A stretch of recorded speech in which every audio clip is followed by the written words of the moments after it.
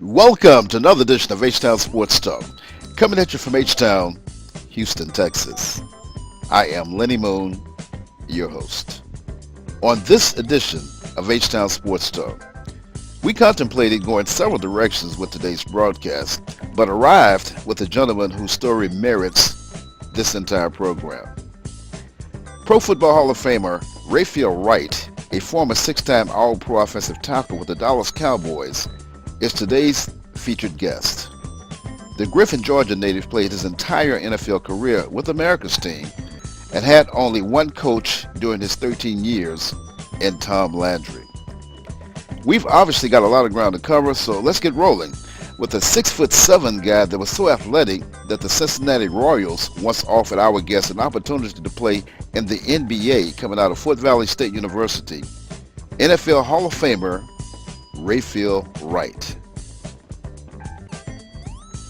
We are visiting with former Dallas Cowboys star.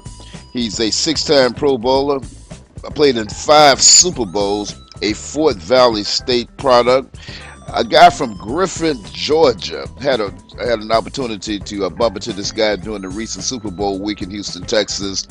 I'd like to welcome Rayfield Wright. Man, Rayfield, it's a pleasure, man, to cross paths with you and to have a chance to share your story with the audience. Well, I'm honored to have this moment, to share some realities of my life and my career with you and along with the audience. I'm very pleased. Thank you for having me. Oh, man, the pleasure's all mine. Rayfield, you and I were talking earlier. You're a product of Griffin, Georgia, which is a few miles south of Atlanta. Talk about growing up in the Deep South during the period of time you were coming through. That's a very interesting question now, because I'm the third of 4 siblings, and my mother and grandmother raised us.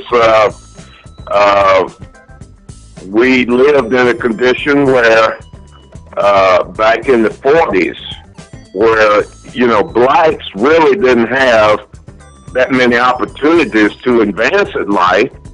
So we heated our house with coal and wood, and we cooked with the same. And it was a very difficult situation. But, when the people that, claim to be happy in a lot of ways because of financial situations, we have to remember that, it's not a matter of, it's not how much money you have. Happiness comes with being happy with what you have. Right. So money don't make you happy, because a lot of people with money are not happy.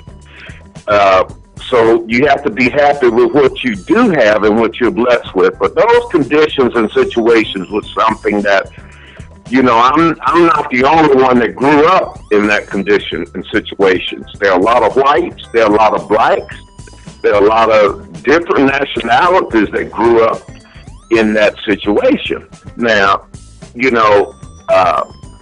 getting up, my grandmother used to get up early in the morning. The first thing she would do was get on her knees and pray. Right.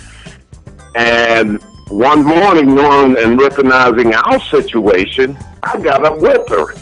And I asked her if I could lead the prayer. Okay. And she looked at me, and those brown eyes of hers, man, and she said, "Yes, son, you can lead the prayer this morning." So I remember asking God something in my prayer. I asked him, knowing our circumstances and situation, I asked him if he would just simply give me the ability that I could do something to help my mother and grandmother, to help my brothers and sisters, and to help other people. Okay. I had no idea, but I knew that the faith that my mother and grandmother had coming back in those days, and my grandmother was born in 1892, so you can imagine what it was like then. And she looked